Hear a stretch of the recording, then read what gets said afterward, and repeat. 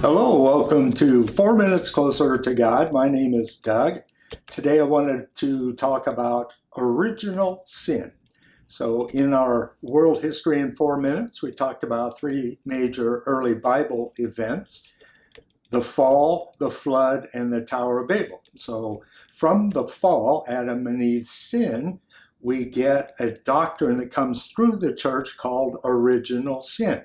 So it's not the originating sin where you eat of the forbidden fruit, and it's not, as one priest hearing confessions complained, "I never heard an original sin. These are sins I've heard 100 times before."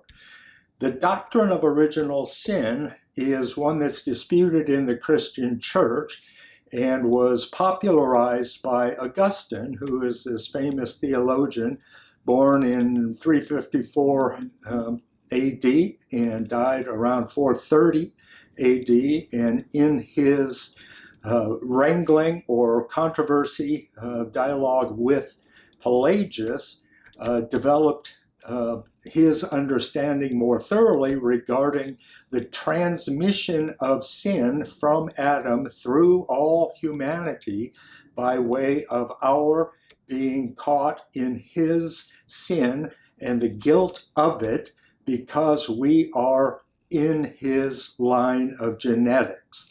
And so from Romans 5:12, we get the sense that through one man, sin entered the world, and death through sin, and thus death spread to all men because all sinned. Well, for Augustine, he couldn't read Greek, where the Greek says "ho," which is an idiom that means because. He read in the Latin Vulgate "in quo," which is "in whom." And so for Augustine, we would get through one man, sin entered the world. That's Adam. And death then came into the world through that sin. Thus, death spread to all men in whom all sinned. So everybody has sinned in Adam. And so we bear this guilt of Adam by way of sexual procreation. And so for Augustine, sex was bad, or at least the lust that accompanies sex. For him, it's called concupiscence. And so that then taints the genetics of each person being born. And because of that, then we are guilty of Adam's sin. Well, the proper Greek understanding is not "in whom," but "because all have sinned." But then we get to Romans 5:18. Through one man's offense, that's Adam's offense, judgment came to all men, resulting in condemnation. Even so, through one man's righteous act, that would be Jesus' righteous act, the free gift then came to all men, resulting in justification of life.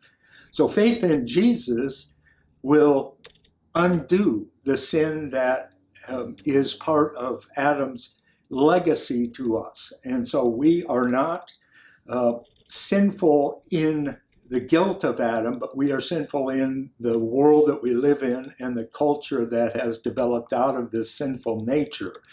And so original sin is not genetically passed on, but it is at least culturally passed on, and our depravity, the way humans respond, is sinful in a way that God requires Jesus to resolve.